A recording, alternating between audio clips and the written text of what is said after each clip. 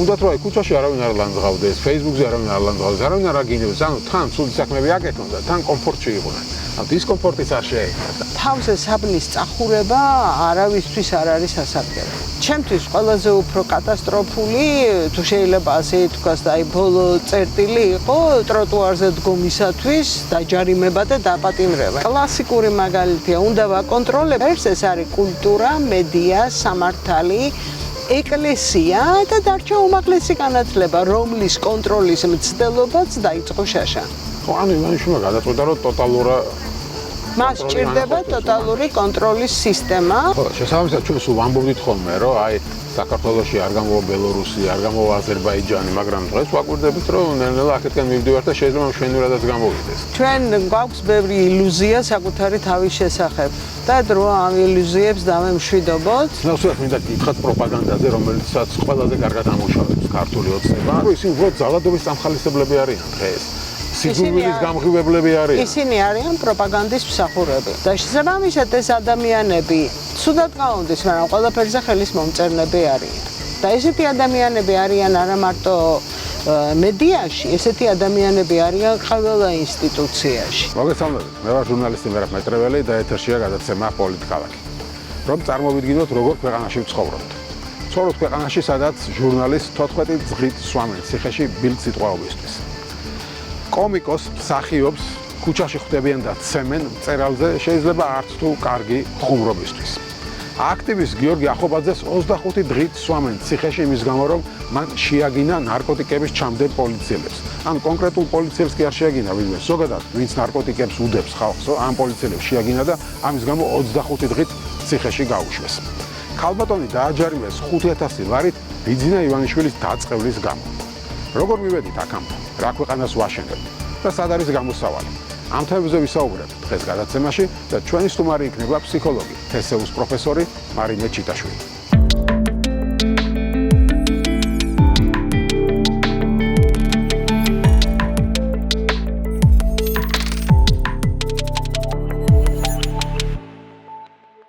მოგესალმებით, ქალბატონ მარინა, მადლობა გადაცემაში მონაწილეობისთვის. მინდა რომ ვისაუბროთ ქვეყანაში შექმნილ სიტუაციაზე ზოგადად. რა ქვეყანა მივიღეთ გამგებელი ბოლო დროინდელი მოვლენებიდან, რაც ხდება ახლა ჩვენს თავს, ხო, დაპატიმრებული ჟურნალისტი Facebook-ზე რაღაც სიტყვაობის გამო, ნაცემი იუმორისტი, ხუმრობის გამო, რომელიც არასწორად დააშუქეს და ხალხი აგრესიით განაწყვეს მის მიმართ. ვიღაცები აღმოჩენ ისეთი პატრიოტები და ლიტერატურის მოყვარული ძველი ბიჭები თუ არ ვიცი რაღაც, რომლებაც გადაწყვიტეს, რომ ნოდარ დუმბაძის დასაცავად შეიძლება დროის ქუჩაში დახვდე და ცემო, მაშინ როდესაც ოჯახი ამბობს, რომ რასი გიჟია ეს ყველაფერიო. მოკლედ ასეთი სიტუაცია ქვეყანაში ვართ და პოლიტიკური სიტუაციაც შევაფასოთ. უპირველეს ყოვლისა მადლობა მოწვევისათვის. და თქვენ დასმულ კითხვაზე პრინციპში არსებობს ძალიან მარტივი პასუხი, ეს არის ფაქტობრივად ძალაუფლების კონსოლიდაციის შედეგი ერთი პარტიული ჯგუფის მიერ. ერთი პარტიასაც ვერ ვიტყვი, იმიტომ რომ ასეთ შემთხვევაში ეს არის პარტიის გარკვეული ნაწილი, რომელიც არის წარმოდგენილი ხელისუფლებაში, მაგრამ მათი მხარდამჭერები რამდენად მონაწილეობენ ამაში, ამას კიდევ ვერ გეტყვით, იმიტომ რომ ის ტროლ-ბოტების მთელი სისტემა, საინფორმაციო საშუალებები, რომელიც მუშაობს ამ პარტიულ ჯგუფზე, ნამდვილად ვერ გაიგივდება ყველა იმ ადამიანთან, ვინც თუნდაც 20-24-ში ხმა მისცა ქართულ ოცნებას. ეს არ ნიშნავს იმას, რომ მათ არ ყავთ გულმხურვალე მხარდამჭერები და აბსოლუტურად ყველა მათ მოქმედებას ამართლებენ, მაგრამ ყოველ შემთხვევისათვის ეხლა ძალიან მოდაშია იმის თქმა, რომ მოდაშია კი არა და კარგია ეს ძალიან, რომ პოლიტიკოსები დადიან რეგიონებში ხვდებიან მოსახლეობას, რომლებიც არ არიან თბილისში. ისინიც ხედავენ, რომ უკმაყოფილება ზუსტად ეკონომიკური სიტუაციის გამო და შექმნილი პოლიტიკური სივრცის გამო საკმაოდ დიდია. ეხლა ძალაუფლების კონსოლიდაციას რა მოაქვს? ეს ძალაუფლების კონსოლიდაცია ძალიან მეთოდურად განახორციელა ქართულმა ოცნებამ, დაწყებული 2012 წლიდან, 2016-ში უკვე აღარ არსებობს არანაირი მრავალფეროვნება თვითონ პარტიაში. ქართული ოცნება მაშინ სხვა იყო, ეხლა სხვა არის. ერთადერთი ადამიანი არ იცვლება ქართულ ოცნებაში ივანიშვილი. ხო და ამაშია საქმე, რომ 2000-ამდე სულ სხვა ქართული ოცნება იყო. სულ ხალხი იყო. კი, და ძალაუფლების კონსოლიდაცია ზუსტად ამ ერთი ადამიანის თუ ერთი ჯგუფის გარშემო არის ეტაპობრივად განხორციელებული და ამ თვალსაზრისით ნამდვილად ჭყალებში წუნს ვერ დაუდებ, იმიტომ რომ თუ ეს იყო მრავალპარტიული კოალიცია, დღეს ამ წუთას და მრავალფეროვანი მედია, რომელსაც ასევე თან საზოგადოებაში იყო მრავალფეროვანი სამოქალაქო საზოგადოება, შესაძლებელი იყო აზრის თავისუფლად გამოხატვა, ეხლა ძალიან შეზღუდულია, მე ვიტყოდი თითქმის ნოლზეა დასული, იმიტომ რომ თუ შევხედავთ სოციალურ ქსელებს, ის ადამიანებიც კი, რომლებიც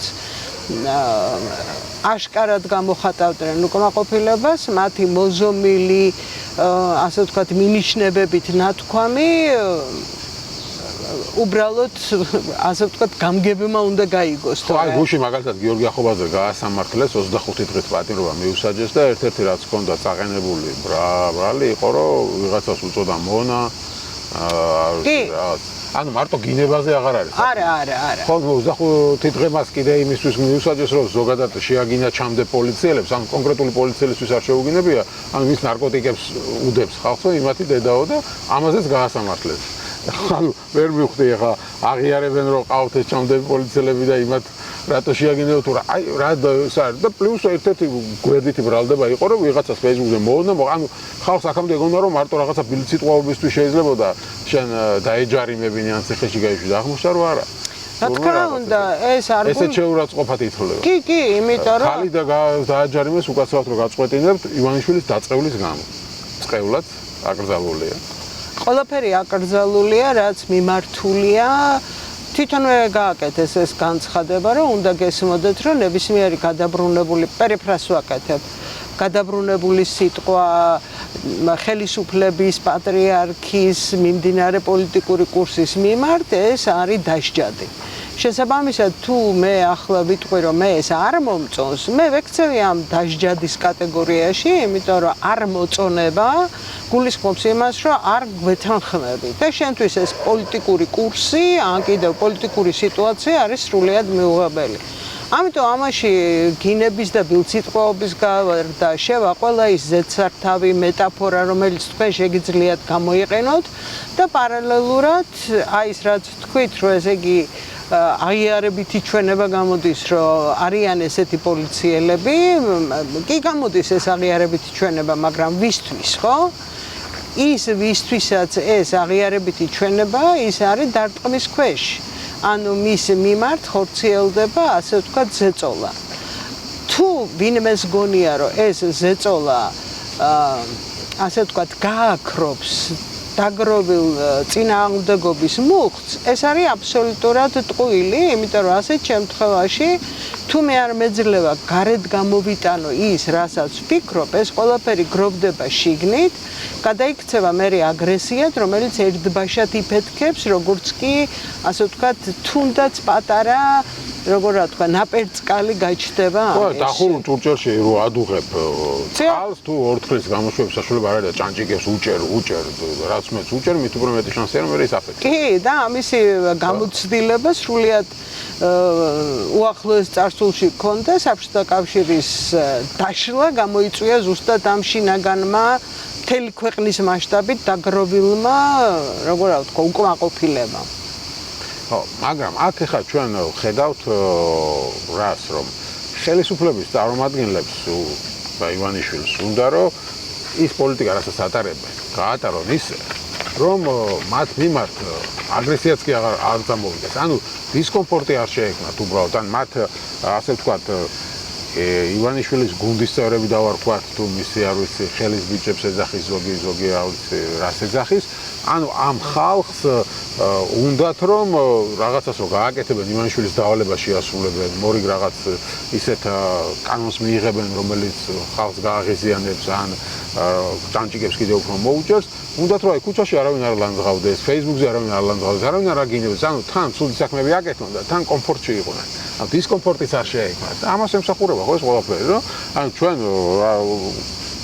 გვინდა თან ფული მოვიპაროთ, კორუფციაში ვიყოთ, ყველაფერი ვაკეთოთ, მაგრამ თქვენ არც შეგვაგინოთ, არ დაგვწყევლოთ, არაფერი არ გვიქნათ და აი ასე დავაწყნარებს სიტუაციას და ეს რამდენად ჯერჯერობით რაღაც სხვაყოფილი არიან ამბობენ, რომ ახლა ვაკვირდებით და შემცირდა Facebook-ზე გინებები და ინციდენტები და ამით საზოგადოებაში აგრესიას ვაწყობთ, არ ვიცი რა. სიძულვილის ენას ვებრძვით. იცტრესია საქმე მე უბრალოდ ისე შედარებას მოვიყვან. ეს არის ილუზია. ილუზია იმის შესახებ, რომ მე შენ დისკომფორტს არ გიქმნი, იმიტომ რომ ნამდვილად არ მაქვს სურვილი იმისა, რომ ღიად შემოვიდე კონფლიქტში, მაგრამ ეს არ ნიშნავს იმას, რომ მე არ ვარ უკმაყოფილო. ამიტომ დისკომფორტი, რომელსაც ის უბრალოდ დისკომფორტის შემცირებას, რომელსაც ისინი თითქოს და ცდილობენ, მე ვიტყოდი, რომ სულ პირიქით ეს უფრო და უფრო მეტად ზრდის კონფლიქტურ სიტუაციას, იმიტომ რომ თუ შენ მე არ მაღიარებ და მათ დაიწყეს 24 წლის განსაკუთრებით, ნუ ახლა სხვა არჩევნებზე აღარ ვლაპარაკობ, 24 წლის არჩევნებიდან იგნორირება 46% მოსახლეობის, ანუ ამ მომრჩევლების, რომლებაც ხმა არ მისცეს იმას, რა ქვია. ეს მათი დათვლით. კი, მათი დათვლით. ისე შეიძლება მეტიც იყოს. ხო, მაგრამ ასეთ შემთხვევაში ეს ხოლმე არაფერს არ ვუმატებ, არა და დამეთანხმებით, რომ ეს რა ქვია, მათ არ მხარდამჭერებს დამატებით 0.1%-საც არავინ არ დაუმატებდა. 46% ამომრჩევლების ეს არის ფაქტობრივად ნახევარი მოსახლეობის. ნახევარი მოსახლეობის იგნორირება, მათი შეურაცხყოფა, სტეიტის აგენტები. ხო, მონათვლა, მათთვის მიწერა გარკვეული მეტაფორების, მათთვის დარქმევა ერთი სახელის, ყველაფერს რო თავი დავანებოთ, ზრდის დისტანციას, ხელისუფლებასა და კმემას რა ქვია მოქალაქეებს შორის, რომელიც ნამდვილად ესეთი ფორმალური კანონებით ვერანაირად ვერ შემცირდება. და არ ვიცი ახლა პრინციპში ეს ადამიანები არა მარტო სახელმწიფო არა მარტო უმაღლესი განათლების მქონენი არიან, არამედ ისინი ატარებენ ყველაზე უფრო მაღალ აკადემიურ ხარისხსაც და რა ვიცი, აბა ახლა უახლესი ისტორია მაინც ხო უნდა ახსოვდეთ, რომ ნებისმიერი ასეთი ჩახშობა შეიძლება, იმიტომ რომ ადამიანებს არ აქვთ არანაირი სურვილი, რომ შევიდნენ, ასე ვთქვათ, ღია კონფლიქტში, ამიტომ სადამდისად შესაძლებელია, ისინი თავს იკავებენ ამისაგან, მაგრამ ეს აბსოლუტურად არ ნიშნავს იმას, რომ შიგნიდან დამოკიდებულება იცვლება. და ამ დამოკიდებულების შეუცვლელობის გამო ხდება ზუსტად ის, რაც მერე ხდება, ეს არის ბუნტი, ეს არის აჯანყება, ეს არის რა ქვია, აფეთქება, რომელიც მერე უკონტროლო და უმართავი ხდება. მე მგონია, რომ ეს დისკომფორტი რო არ შეექმნათ, ხო? მე მგონია, რომ ეს არის აბსოლუტურად მცდარი პოლიტიკა და მათ ურჩევნიათ რეალურ სიტუაციას შეხედონ, განსაკუთრებით იმის კვალობაზე, რაც ხდება ჩვენს გარშემო, თავზე საბნის წახურება არავისთვის არ არის სასარგებლო.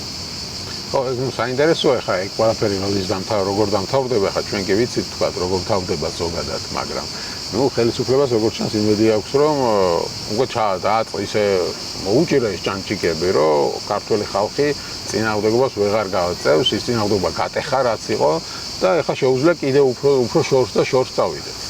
ხო, აი ამა იცით რა, შორს და რამდენად შეიძლება მართლა მათ მიაღწიონ იმას, რომ ნუ კარგა ხანს შეინარჩუნონ ასეთი სიტუაცია. უფრო შორსა და შორს წავიდნენ, ამისათვის მათ უნდა ჰქონდეთ დიდი ფინანსური რესურსი. თუ გავითვალისწინებთ იმას, რომ ეს ფინანსური რესურსი იკლებს ისეთი მიმართულებებით, როგორიც არის სოციალური უზრუნველყოფა, ჯანდაცვა, განათლება და ასე შემდეგ, მე არა მაქვს განცდა, რომ ისინი ამას დიდხანს შეძლებენ.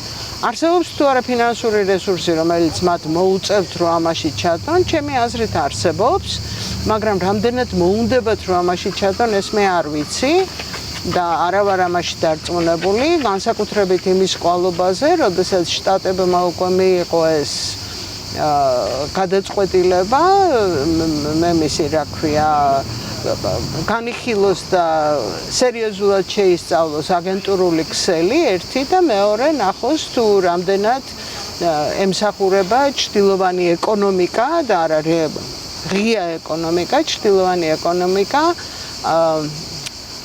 არა უბრალოდ გამოიყენება სტრატეგიული პარტნიორების წინააღმდეგ, რომლებიც ამდენი ხნის განმავლობაში ნამდვილად თუ ჩვენ გვაქვს de facto და de jure ხელისუფლება, ან კიდევ ხელისუფლება არა, ქვეყანა, ეს უდაოდ მათი დამსახურებაა. მაგრამ ჩვენ ვამბობთ, რომ აი კი შეიძლება ხალხი აზრით უგვიან ეს ყველაფერი დასრულდება აფეთქებით, მაგრამ დღეს ხალხი ჩუმად არის, ხო? უფრო მეტი არის გადასული პასივში, ადრე უფრო მეტი იყო ქუჩაში. ეს რა მდგომარეობა რამ გამოიწვია თქვენი აზრით? ხო, აქ ბევრი ფაქტორი მუშაობს, უპირველეს ყოვლისა ეს ფაქტორები არის, უნდა დავწყოთ ეკონომიკური ფაქტორით, იმიტომ რომ ადამიანებისათვის ცხოვრება ძალიან გაძვირდა. შესაბამისად, პირველი, როგორ ვთქვა, ადამიანებისათვის პირველი დანიშნულება არის, რომ მათ უზრუნველყონ თავიანთი შრომით ოჯახი. აი ამაზე, როდესაც მიდის ძალიან დიდი დრო და თქვენ ვერ ახერხებთ ამას, ხო, სხვა ტიპის აქტივობისათვის, გარდა იმისა, რომ იფიქროთ და გულში ჩაახშოთ ეს უკმაყოფილება თქვენ არ აგაქვთ. მეორე ეს არის ის, რომ კანონით შეიზღუდა სივრცე ის, რაც ეხება ადამიანის ძირითად უფლებებს. ეს არის გამოხატვის თავისუფლება, სიტყვის თავისუფლება, გადაადგილების თავისუფლება. იმიტომ რომ ჩემთვის ყველაზე უფრო კატასტროფული, თუ შეიძლება ასე ითქვას, აი ბოლო წერტილი იყო ტროტუარზე დგომისათვის დაჯარიმება და დაპატიმრება, იმიტომ რომ ელემენტალურად ნონსენსია. ტროტუარი იმისათვის არის, რომ ფეხით იარო, ხო სწორია რა? და რატომ აბა სავალ ნაწილზე უნდა ვიარო? სავალ ნაწილზე ხომ აჯარიმებ? აბა ვიფრინო? მაშინ ნუ ჯერჯერობით არ მაქვს მე ამის საშუალება, ხო? ივანიშვილი გეუბნება, რომ პროტესტი უნდა გამოხატო ხალხმა იქ, სადაც მე მიგითითებ. მაგასაც პარლამენტის წინ გააქვთ გამოყოფილი ადგილი და მან დიყავით, მან დაეტიეთ. თავიდან იქაც აჯარიმებდნენ, მაგრამ მიხდნენ რომ სიგიჟე იქლას ძალიან სიგიჟეში მიდიოდნენ და მაგას თუ არ გაცდებით, სხვაგან ტროტუარზე არ გაიაროთ, არც ქუჩაზე. ხო, და მესამე ფაქტორი გახლავთ ის, რომ სოციალური კაპიტალი, რომელიც ამოიღებს ხმას, რომელიც დაიცავს, ასე ვთქვათ, ღირებულებებს და ასე შემდეგ, არის ძალიან მწირი საქართველოში. ამის საუკეთესო მაგალითი გახლავთ განათლების რეფორმასთან მიმდინარე პროცესები, როდესაც ფაქტობრივად არსებულ უნივერსიტეტებს გაუქმეს ავტონომია, შეუზღუდეს რეალური ფუნქციონირების საშუალება და მხოლოდ ერთი უნივერსიტეტის რექტორი აღმოჩნდა, რომელიც ამას ხმამაღლა აპროტესტებდა. ილიას უნივერსიტეტი. და სად არის ეს სოციალური კაპიტალი? იმიტომ რომ აკადემიური, ინტელექტუალური და შემოქმედებითი ელიტა, ანუ ის ხალხი, ვინც ელიტა არის, ის ხალხი, ვინც დაკავებულია ამ სფეროში, ეს მათი პირდაპირი მოვალეობაა, რომ მათ ეს ყველაფერი გამოიტანონ, კრიტიკულად შეაფასონ და ილაპარაკონ ამაზე. და ამისათვის ერთი, რომ არც სივრცე აღარ რჩება და მეორეც ეს ადამიანები რჩებიან პასიურები და ემორჩილებიან წესს, რომ ეგება და როგორმე გადავრჩეთ. როგორც მითხრეს, მე არ ვიცი ამის შესახებ, ეხლა აპირებენ, რომ საჯარო უმაღლეს სასწავლებლებში გამოაცხადონ ეგრეთ წოდებული ესა რა ქვია, წამყვანი პროფესორის თანამდებობა, თუ არ ვცდები, ოღონდ ასეთ შემთხვევაში უნდა მიიღოს მონაწილეობა მხოლოდ გარედან მოსულმა ადამიანმა. ანუ ის არ იყო საკმარისი, რომ ობიექტური დამკვირვებლის სტატუსი შემოიტანეს, რომ არიქა და რაღაცა არ წამოგწდეს ლექციაზე. ეხლა წამყვანი პროფესორი უნდა მოიყვანონ გარედან, იმას უნდა გადაუხადონ 10,000 ლარი, რაშიაც მე მართალი გითხრათ, რომ მაინც ეჭვმეპარება.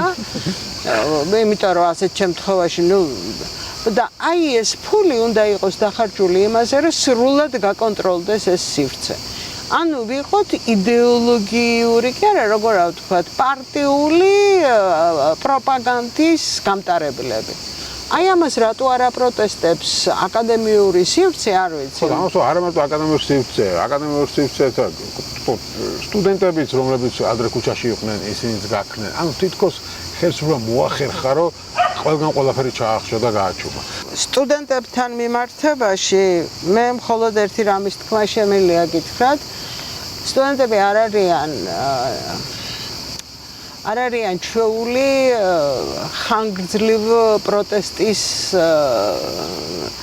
იმას რა ქვია კალიბრს, თუ შეიძლება ასე ითქვას. მათ სრული განცდა ჰქონდათ, რომ 23 წელს კანონის უკან გაწვევის კვალობაზე მათ მიაღწიეს შედეგს. მაშინ, როდესაც იყო მეორეჯერ ეს კანონი შემოტანილი, თუ გახსოვთ, უფრო ნაკლები ხალხი იყო, ძალიან ბევრი ხალხი იყო, მაგრამ იმასთან შედარებით ნაკლები ხალხი იყო და რაც შეეხება აი ევროკავშირის თან მოლაპარაკების შეჩერებას, შეწყვეტას და ასე შემდეგ, ის პროტესტი დღემდე გრძელდება, თუმცა ძალიან ცოტა ხალხი მონაწილეობს მასში აქტიურად, თუ შეიძლება ასე ითქვას. სტუდენტები ცდილობენ წავიდნენ ამ ქვეყნიდან. რამოდენიმე ხნის წინ მქონდა ასეთი შესაძლებლობა, რომ უფრო დეტალურად გავცნობოდი დემოგრაფიულ სურათს, ვინ მიდის ემიგრაციაში. და უნდა გითხრათ, რომ ძალიან შემაშფოთებელი მდგომარეობა გვაქვს, იმიტომ რომ ემიგრაციაში ფაქტობრივად მიდის რეპროდუქციული უნარის და შრომის უნარიანი მოსახლეობის ძალიან დიდი ნაწილი. მათ შორის ყველაზე უფრო დიდი ჯგუფი არის 25-დან 39 წლამდე. ადამიანს ერთი სიცოცხლე აქვს და ეხლა ამ ერთ სიცოცხლეს ვერ შეწირავს ეს ადამიანი იმისათვის, რომ იბრძოლოს ჩაკეტილ სივრცეში, მას ურჩევნია სადმე სხვაგან მოახდინოს რეალიზება და რაც შეეხება ემიგრანტებს, რომლებიც ანუ აქ ვრჩებით 50 წელს გადაცილებული მოსახლეობა ძირითადად და რაც შეეხება ემიგრანტებს, რომელიც შემოდიან არა მარტო რუსეთიდან, მაგალითად ჩაშან 14,000 აზერბაიჯანელი შემოვიდა და კიდე სხვა ქვეყნებიდან, მათი ასაკი არის ძალიან ახალგაზრდა 30-დან 45 წლამდე. ხო, არა, პირდაპირ გითხრა ერთ-ერთმა პროპაგანდისტმა, რომ არ მოგწონთ, ვისაც არ მოგწონთ, წადით ამ ქვეყნიდან. ანუ მარტო ჩვენ უნდა დავუშვათ კოცებიო. ივანიშვილის ასე თქვა თაყვანისმცემლები, დანარჩენებს შეგიძლიათ წახვიდეთ და ჩვენს ადგილს აქ დაიკავებს ვიღაც უცხო ხალხი მერე. ხო, და მე იმ უცხო ხალხს რითი მასიზავენ, რა ქვია, ის უცხო ხალხი მე რამდენადაც ვიცი, არ იხდის გადასახადებს და საიდან უნდა შევიდეს ბიუჯეტში ფული. ის რომ მე მომიშორო თავიდან, რომელსაც მაქვს მიკუთვნებულობა ჩემი ქვეყნის მიმართ, შენ შეგიძლია ეს გააკეთო, მაგრამ შენც ზარალდები ამის გამო, იმიტომ რომ მე ამ ქვეყანაში ვრჩები არა მარტო იმის გამო, რომ ეს ჩემი ქვეყანა, არამედ მე კვლავ წარმოების თვალსაზრისით ვაკეთებ ისეთ რაღაცებს, რომლითაც ჩვენ სარგებლობ, ხო? და თუ ეს ხალხი ასე წავიდა, ძალიან ჩქარა შეიძლება დადგეს სერიოზული პრობლემა, თუნდაც ის ფიქსირებული საპენსიო თანხის გაცემის კვალობაზე. არაფერი რო ვთქვათ, ჯანდაცვის მომსახურებას და არაფერი რო ვთქვათ, სასკოლო განათლებაზე, რომელიც საჭიროებს სერიოზული დაფინანსების ზრდას და რაც მთავარია მთლიანად განახლებას. ის რომ უმაღლესი სასწავლებლებისათვის მოიცალეს, უმაღლესი სასწავლებლებისათვის მოცლა გულისხმობს კლასიკური მაგალითია, უნდა ვაკონტროლებდეს, ეს არის კულტურა, მედია, სამართალი, ეკლესია და დარჩა უმაღლესი განათლება, რომლის კონტროლის მცდელობაც დაიწყო შაშა. ხო, ანუ იმაშუმა გადაწყვეტა, რომ მას სჭირდება ტოტალური კონტროლის სისტემა. მას და ამ მცირე პარტიულ ჯგუფს, რომელიც ამ წუთას არის მოქცეული ხელისუფლებაში.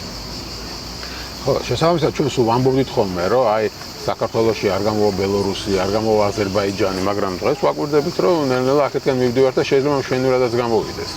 კენამდვილად. არ აღმოჩნდით ქართველები ის ხალხი, ვინც გვეგონა ჩვენი თავი, რომ აი ჩვენ ისე არ მოვითმენთ, როგორც თქვა, იქ აზერბაიჯანში ვითმენენ ან ბელორუსში. ჩვენ გვაქვს ბევრი ილუზია საკუთარი თავის შესახებ და დრო ამ ილუზიებს დავემშვიდობოთ და შევხედოთ ჩვენ თავს სარკეში. მე არაფერს არ ვამბობ ახალს, ის რაც თავის დროზე ილია ჭავჭავაძემ თქვა, რომ ჩავიხედოთ სარკეში.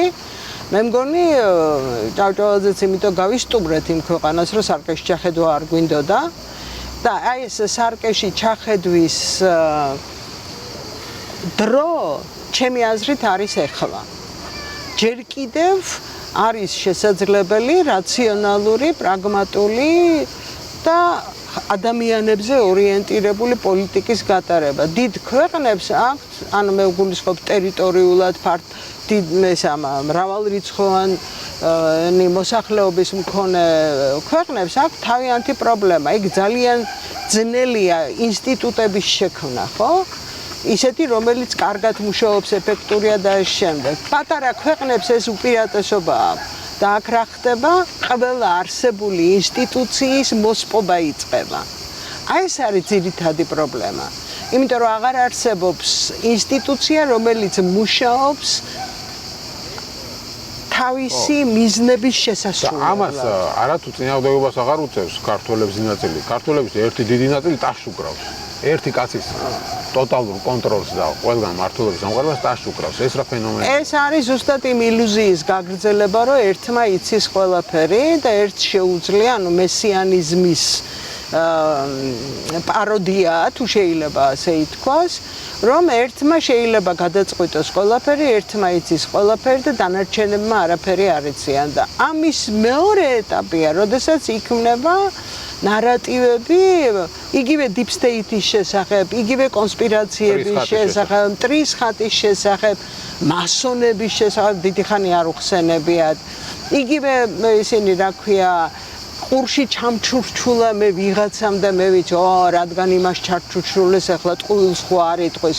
ეს ყველაფერი არის ტყუილი. სიცრუეზე არის ეს აგებული, იმიტომ რომ თუ შევხედავთ ამ რეალურ პოლიტიკას, ასეთ შემთხვევაში აღმოჩნდება, რომ სრულიად სხვა სიტუაციასთან გვაქვს საქმე.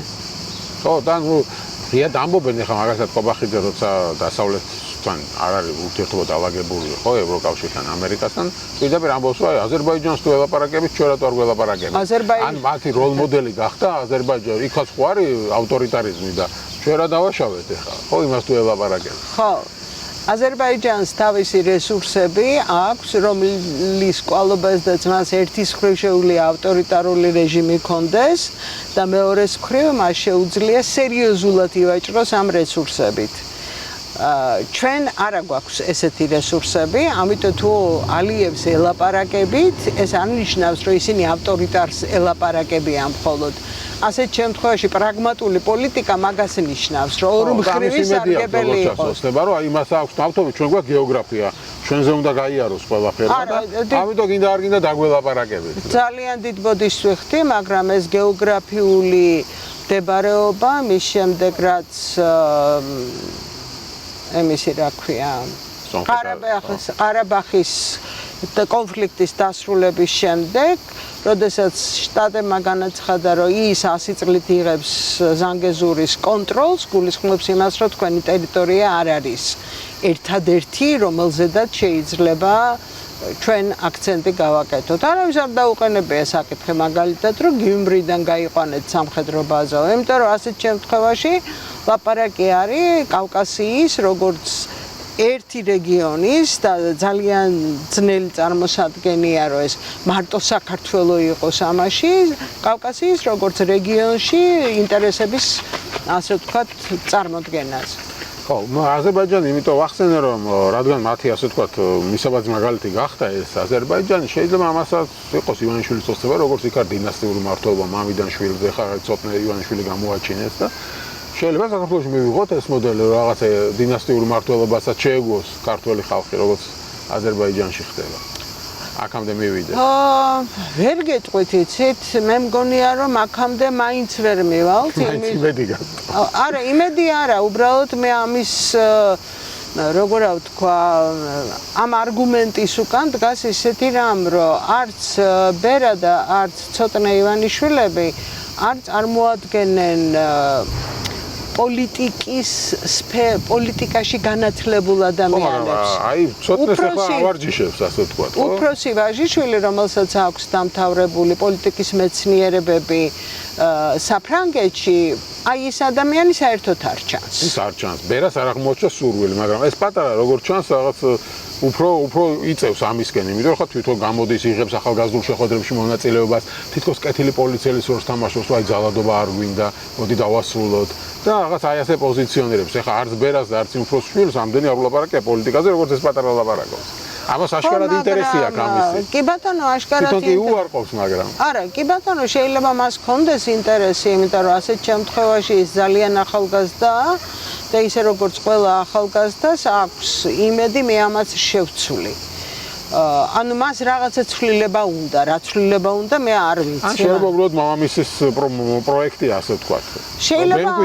შეიძლება არის მამამისის პროექტი, მაგრამ რა გითხრათ, ის კადრები, რომელიც მე ვნახე ახალგაზრდული ორგანიზაციის, ძალიან ეჭვმეპარება, რომ ის მოქმედ პოლიტიკურ ძალად იქცეს. ხო, ნუ არ ვიცი, ჯერ ეხა პატარა, ჯერებათ ივანიშვილიც არაპირებს, ხო, ეხა პენსიაში გასვლას, მე ასე ვთქვა. ალბათ გათვლა არის 10 წლის მერე, რო გახდება 30-ის ეს ბიჭი, ან 35-ის. მერე რა ითქმა, ანუ ივანიშვილს ესეთი შეიძლება გრძელვადიანი გათვლები ჰქონდეს, რომ როცა ის უკვე ძალიან ხრად მოხუცი იქნება, მერე შეიძლება გადააბაროს ვიღაცა. მაგას მე ვერ გეტყვით. არა, ამას უბრალოდ თქვენ ვერ მეტყვით, მე უბრალოდ მე მგონია რომ უბრალოდ ეს დასრულდება იმით. მე ამის შიში გამიჩნდა, რომ შეიძლება ყველაფერი აქეთკენ მიდიოდეს და ქართული ხალხი ამასაც შეეგოს, ისე როგორც აქამდე ყველაფერი შეეგოა. ხო, ქართული ხალხისათვის შეგუება არ არის პრობლემა, იმიტომ რომ ჩვენი ისტორიის დიდი ნაწილი ზუსტად ამ შემგუებლური პოლიტიკით გავატარეთ.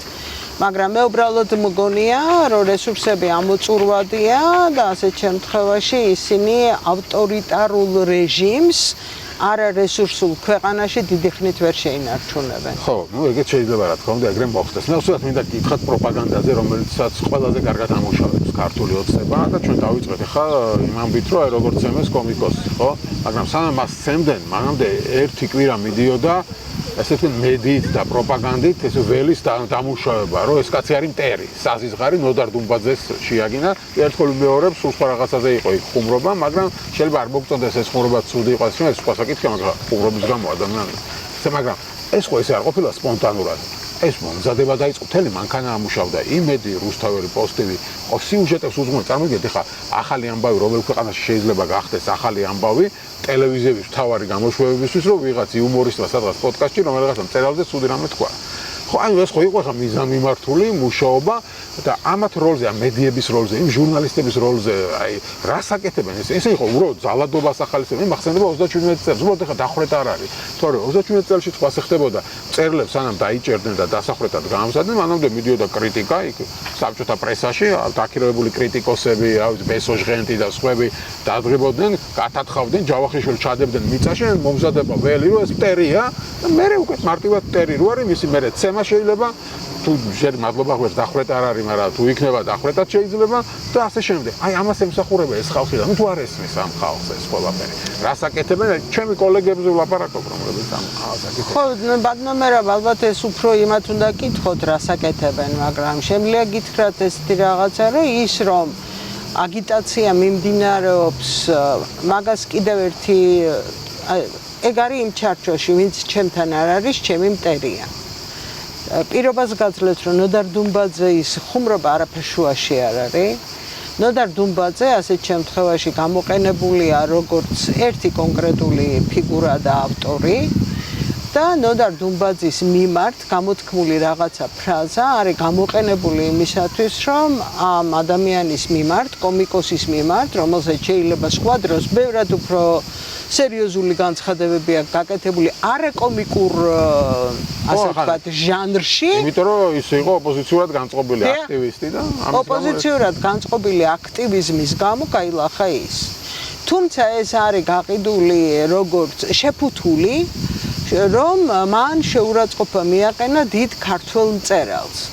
ვიღაცამ დაწერა Facebook-ზე, რომ იცით რა, 1-7 ნაწარმოები ჩაომითვალეთო ნოდარ დუმბაძისო, ისე რომ ინტერნეტში არ ჩაიხედოთ. ხო, იმ ხალხმა ვინც იქ ქუჩაში დახვეხა. როგორ წარმოგიდგენია, რომ საქართველოში არსებობენ ვიღაც ადამიანები, რომელსაც ლიტერატურა უყვარდა, თან მუშტებზე იხურებიან, რომ ვინმე მწერალს თუ მიაყენა შორდან მოდი მწერალ. ხო, ასეთ შემთხვევაში მობილურზე იღებენ ამ იმასაც. კი, და ასეთ შემთხვევაში შეიძლება გითხრათ ეს, რომ ლიტერატურის ტრფიალის ქვეყანა ყოფილიყო, გურამ დაჩანაშვილი არ დაწერდა კაცი, რომელსაც ძლიერ უყვარდა ლიტერატურა, ხო? აი ზუსტად მისი ინსცენირება ხდება იმ თვალსაზრისით, რომ რესპონდენტი გალაქტიონის ლექსიანს რა მოხდა მე წაიქცა ბავშვი კეთილი გამოვლელი ააყენებს, ხო? ასეთ შემთხვევაში განათლებულმა და კულტურულმა მკითხველმა გალახა ადამიანი, რომელმაც ნოდარ დუმბაძეზე იხუმრა, ხო? რას იგიჟესი აღმოჩნდით ამ პროპაგანდით და მე აგრძელებენ გალახეს და მე აგრძელებენ ხა კიდე ამოუჭრიკეს სხვა ხუმრობები და აი ეს მედია მე ამ მედიის როლზე მინდა გკითხოთ რა ანუ მე მაგალითად ვფიქრობ რომ ისინი უბრალოდ ძალადობის წამხალისებლები არიან დღეს სიძულვილის გამღივებლები არიან ისინი არიან პროპაგანდის მსახურები აქედან გამომდინარე პროპაგანდის მსახურება ნიშნავს იმას რომ თქვენ ამბობთ ტყუილს თქვენ ავრცელებთ არასწორი ინფორმაციას თქვენ თანახმახართ имазе, რომ პროპაგანდის ჩარჩოში გააკეთოთ ყველაფერი, რასაც დაგავალებენ, ანუ ზღვარი არ არსებობს. ასეთ შემთხვევაში ის ადამიანები, რომლებიც არიან ჩართული ამ საქმეში, ხო, მათ უბრალოდ ხელი მოაწერეს, მე ვაკეთებ იმას, რასაც მეუნებიან. მე სერიოზულად ვფიქრობ, რომ ხა ბევრ მათგანთან მიმუშავია, ხო, ვიცნობ პირადად. ხო, ამდენ წელს მოვაშ გადავკვეთილ ვარ და დარწმუნებული რომ დავალ, ხა ჩემი გაშავება ადგებიან და მასაც ხელს მოაწერენ. აუცილებლად გაგაშავებენ, იმიტომ რომ ისინი არიან პროპაგანდის როგორც სისტემის და ინსტიტუციის ნაწილი. მათ უფლება არ აქვს. მათ რო უარი თქვან, ისინი ავტომატურად ვარდებიან ამ სისტემიდან. და როგორც ჩანს, ეს მათი კომფორტია, ძალიან მწუხვარ, მაგრამ უნდა გითხრათ, ეს მათი კომფორტია იმ სისტემაში ყოფნა. ეს არის საკუთარი თავისუფლების გადაბარება ვიღაცისათვის, იმიტომ რომ იგრძნოს დაცულობა. აი ეს არის სულ. და შესაბამისად ეს ადამიანები სუდად გავონდეს, მაგრამ ყველაფერზე ხელის მომწერნები არიან. და ესეთი ადამიანები არიან არა მარტო მედიაში, ესეთი ადამიანები არიან ყველა ინსტიტუციაში. აი ახლა მაგალითად სერიოზული პრობლემა დგება იმისა, რომ ვიპოვოთ პროფესიონალი ნებისმიერ საქმეში. რატო? იმიტომ რომ ეს ჩემი ის არის, რა ქვია, გადასხვაფერებული ინტერპრეტაცია. პროფესიონალს აქვს ერთი ძალიან ცუდი თვისება. ეს ძალიან ცუდი თვისება გულისხმობს იმას, რომ თუ ის ხედავს, რომ არ ახარ სწორი თავის საქმეში, ის აუცილებლად გეტყვის ამას. ესეთი არას თქმაც კი არ არის სასურველი. გამდო, მაშინ პროპაგანდა ესე ვერ იმუშავებს. კი, ნამდვილად, აწყობილად ვერ იმუშავებს. შეგიძლება ადამიანები, რომლებიც ყველაფერზე ხელის მომწერები არიან, რომ ეს გააკეთოს. და რაც მთავარია, მათ აქვთ მიცემული ძალიან დიდი სივრცე, იმიტომ რომ ყველა გამოკითხვის მიხედვით ეს განსაკუთრებით ორი მედია საშუალება, რუსთავი 2 და იმედი ძალიან ბევრ ადამიანს იზიდავს და მას უყურებენ. ხო, ამაზე დგას ძირითადად და თან პროპაგანდის თავარი რაღაც რა იქცა, ხო, რა მიითვისეს, პატრიოტიზმი, ჩვენ ვართ პატრიოტები, თქვენ ხართ აკაცუკები და რაღაც ვიღაც აგენტები, ჩვენ გვიყვარს ეკლესია, თქვენ ხართ ეკლესიის წრები. ეხლა დაამატეთ ჩვენ გვიყვარს ლიტერატურა და მწერლები და თქვენ ხართ მწერლების წრები თუ რაღაცა. იმას არ იმჩვევენ რობერ კოსტურუამ რაღაც ვეფხისტყაოსანი, როგორ დადგა, რა ქვია, სცენაზე, იმიტომ რომ რობიკო მათიანია და თორე ეხლა თქვენ წარმოგიდგენიათ ეხლა რომელიმე ოპოზიციონერ რეჟისორს რო გაეკეთებინა ვეფხისტყაოს და თინათინი ნახევრადშიშველი გამოეყვანა სცენაზე, რა მოხდებოდა? ხო, ჩამოახჩობდნენ უბრალოდ. ხო, მართალი გითხრათ, მე სპექტაკლი არ მინახავს.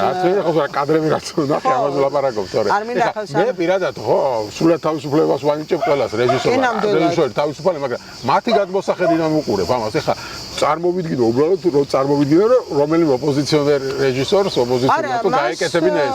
უბრალოდ დახვეტდნენ. მას უბრალოდ არ შეარჩენდნენ ამას, არა იმის გამო, რომ კულტურაში თავისუფლება და შემოქმედებითობა აინტერესებთ, არამედ იმის გამო, რომ ეს იქნებოდა გამოყენებული იმისათვის, რომ აი ნახეთ, რა სიბინძურეს აკეთებს, ხო? ეს როგორ მოხდა, რომ ეს ყველაფერი მიითვისეს და თან ასე წარმატებით, რომ ყველაფერი ქართული, პატრიოტული ჩვენია და თქვენ ხართ ყველანი ამის მწერელი. ხო, მე ვერ გეტყვით, რომ მათ ეს მიითვისეს, განსაკუთრებით იმ ხალხისათვის, ვისაც კრიტიკული აზროვნება გააჩნია, იმიტომ რომ პატრიოტიზმი არ არის ის, როდესაც შენ ქვეყანას უკეტავ გზას განვითარებისაკენ. ეს ნამდვილად არ არის პატრიოტიზმი. არ არის პატრიოტიზმი, როდესაც შენ ცდილობ ყველანაირად, იგივე პროპაგანდის საშუალებით, ჩაერიო თავისუფალი ინსტიტუტების თვითორგანიზებაში. მე ასეთ შემთხვევაში ვგულისხმობ ეკლესიას და თავისუფალ და მედიას და არ არის ნამდვილად პატრიოტიზმი, როდესაც შენ ცდილობ ადამიანებს შეუცვალო ღირებულებითი სისტემა. ისინი ამყოფო შიშის მდგომარეობაში და ისინი დაატერორო იმით, რომ ერთადერთი საზრუნავი დაუტოვო მხოლოდ იზრუნოს მემესი რა ქვია მინიმალური პირველადი მოთხოვნილებების გადარჩენისათვის. ეს არ არის პატრიოტიზმი არანაირად. ხო, მაგრამ ისე გამოვიდა, რომ აი ეს პროპაგანდა წარმატებით მუშაობს. როგორ შეიძლება ამ პროპაგანდის ველის გარღვევა? ხო, მაგისათვის უკვე შექმნილია წინაპირობა, რომ ეს გაჭირდეს, იმიტომ რომ მე მგონი ცოტათი შეამსუბუქეს უცხო ქვეყნის საელჩოებს შეუძლიათ დააფინანსონ, ასე ვთქვათ, მედია საშუალებები, ოღონდ ისე, რომ პოლიტიკაზე მათ არ უნდა ილაპარაკონ. და თვითონ თუ მედია იქნება პოლიტიკურად აქტიური, ხო, ასეთ შემთხვევაში მათ ყოველთვის უკვე აქვთ აშენებული ეს ინსტიტუციები, რომელიც მათ გააშავებენ. აქ კიდევ ერთი საკითხია, სანამ ის ბიზნესი, თუ შეიძლება ასე ითქვას, თავშეფარებული არის ამ ნომენკლატურას, მანამდე ძალიან გამიჭირდება, რომ მედიამ შეძლოს დამოუკიდებლად რაიმეს გაკეთება. იმიტომ რომ ბიზნესი კიდევ ერთი სფერო, რომელიც ჩუმად არის. ხო, ჩუმად არის, იმიტომ რომ ასე გამოსვლა არ უნდა. არანაირად. და დემოკრატიისთვის რაღაც ხარჯების გაღება არ უნდა არა მარტო დემოკრატიისათვის, არამედ მათ არანაირი სურვილი არ აქვთ იმისათვის, რომ ეს ქვეყანა წავიდეს რეგულაციისაკენ. იმიტომ რომ რეგულირება გულისხმობს შრომის უფლებების დაცვას და აქ არსებული ბიზნესის მასე რა ქვია, ჩარჩოში არანაირი შრომის უფლება არ არის დაცული. არ არის დაცული სამუშაო საათები, არ არის დაცული ანაზღაურება და რა შორს მივდივართ. როდესაც ქვეყანაში თურმე საშუალო ხელფასია 2300 რაღაცა ლარი და მინიმალური ხელფასია 20. ნუ არ ვიცი ახლა ამას ჩემ როცა სკოლაში ვსწავლობდი, მე-4 კლასის არითმეტიკაა ეს ელემენტალურად, რომ შეუძლებელია მინიმალური ხელფასი თვეში 20 ლარი და საშუალო ხელფასი 2300 რაღაცა ლარი გულისხმობდეს, ასე ვთქვათ, თანასწორობის და ხელმისაწვდომობის რაღაცა გარკვეულ მინიმუმს მაინც. ხო, ნუ მოკლედ გამოდის, რომ ყველა კმაყოფილია, ხო, ამ სიტუაციაში ან ეგუება. ეგუება. არა, ყველა კმაყოფილი არ არის. უმრავლესობა ამას ეგუება. და ნუ ახლა რა ვიცი, ახლა მე ხო, და არსებობს შეგუების ასე ვთქვათ, ზღურბლიც, რომლის იქით შეგუება შეუძლებელია. ხო, ამ ზღურბთან როდის მივალთ? არა, ეგ არ ვიცი, მე ვერაფერს ვერ გეტყვი. ბოლოს გითხავთ გამოსავალს რაში ხედავთ ამ სიტუაციას? ხო, გამოსავალს რაში ვხედავ? მე გამოსავალს ხედავ იმაში, რომ ძალიან საინტერესო პროცესი მიმდინარეობს ახლა ახალი პოლიტიკური სპექტრის ჩამოყალიბება. ეს არის ახალი თაობა. ახალ თაობას ჭირდება დრო. აი ეს არის ყველაზე უფრო როგორ გითხრათ, გადაულახავი ფაქტორი. იმისათვის, რომ ის რაც მათ შემოიტანეს თანასწორობის, ხელმისაწვდომობის, განათლების, ადამიანის უფლებების დაცვის ძირითადი ნარატივები, რომელზედაც უნდა აეგოს სახელმწიფო, აი ამან უნდა იმუშაოს და მე დიდი იმედი მაქვს, რომ დიდი იმედი მაქვს იმისა, რომ ეს მეტნაკლებად წარმატებით რამოდენიმე წელიწადში მაინც დაიძლება. ხო, იმედია და ანუ პოლიტიკაში შემოვა ეს თემები, მიხვდით ვერ ისე თქვა მინდა. ხო, მაგრამ დღეს რა პოლიტიკურ სპექტრი, რასაც გადავხედავთ ოპოზიცია, საკმაოდ სუსტად გამოიყურება და რა არის ოპოზიციის მთავარი პრობლემა თქვენი აზრით? ჩემის აზრით ეს არის დემოსი არის ხალხი, ხო?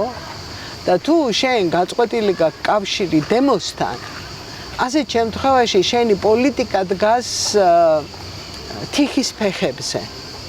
და ამ თიხის ფეხებს ამირანის მითში არის ესეთი რა ქვია ფრაზა მაღლა რას ურტყავ სპილოსა დაბლა შემოჰკარ რბილოსა. ანუ დაბლა უნდა იყოს შემოკრული, ანუ ფეხები უნდა გამოეცალოს, თორე ის სპილოს ზვალის აბჯარი, ჯავშანი, ბრწყინვალება ყოველთვის არის მას არ აქვს პირდაპირ კავშირი მიწასთან. ამიტომ თუ პოლიტიკას უნდა რომ ააშენოს თავისი თავი, მას პირველი აქვს გასაკეთებელი დემოსთან ანუ ხალხთან ურთიერთობა. ის რაც გააკეთა მადიარმა, ის რაც გააკეთეს პოლონეთში, ტუსკმა რაც გააკეთა, ხო და იმათაც დრო ჭირდებათ და ჩვენც დრო გჭირდება. ოკეი, ბატონო, ნახოთ რა იქნება. მადლობა დიდი. დიდი მადლობა.